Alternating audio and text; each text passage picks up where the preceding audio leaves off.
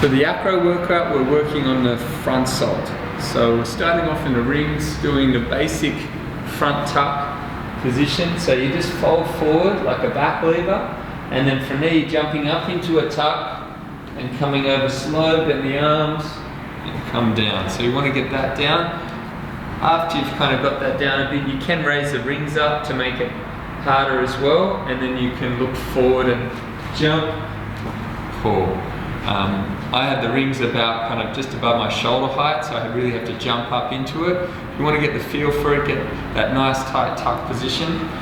From there on the box, you're just doing the jump tuck and pushing up, really trying to shrug those shoulders up near the ears, and then from there you can work on the jump into that, like that. You can use a higher box, which is better. I like the higher box version where you have to really jump up into it, and when you jump up into it, it's like you're throwing a ball and diving over something up here.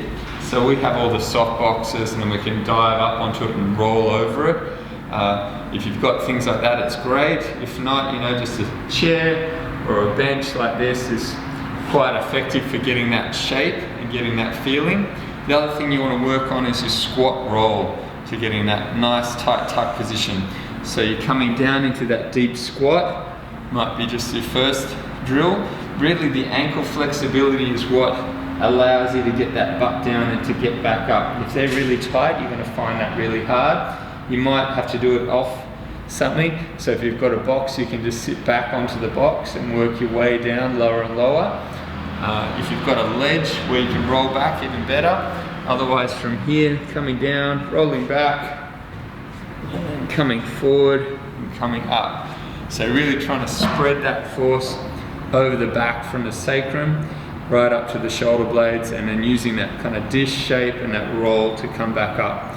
So there's 3 movements in a row, and then you have a 30-second rest just like the other workouts, and then go into 4 rounds of that. Quite effective if you really work on these basic positions and get that awareness. A lot of people when they first roll will get kind of middle ear stuff going on. So they get a bit disorientated. So just do it really slow to start with. Go over and then slowly come up and try and pick one spot. Ideally in the front salt, you come in, look forward, salt, and again look forward. You don't look around the room. So if you're starting out, you might kind of look up at the ceiling and then keep looking up at the ceiling as you're coming over in the rings, just so you don't feel too disorientated or get spun out while you're doing it. Enjoy it, get into it, get it done.